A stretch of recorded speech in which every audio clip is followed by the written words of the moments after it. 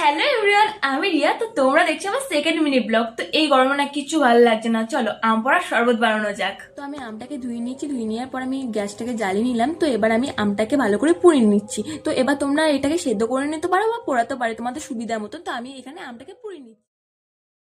আমটাকে বার করে নিলাম। বার করে নেওয়ার পর আমি এখানে পরিমাণ মতন চিনি এবং বিট লবণ এবং আমাদের একটা গাছের লঙ্কা তুলে দিয়ে দিলাম।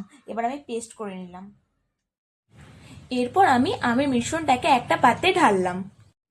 তো আমি এবারে এক প্যাকেট জল জিরে এবং পরিমাণ মতন ঠান্ডা জল দিয়ে দিলাম। তো দুটোকে এবার ভালো করে মিক্স করে নিলাম।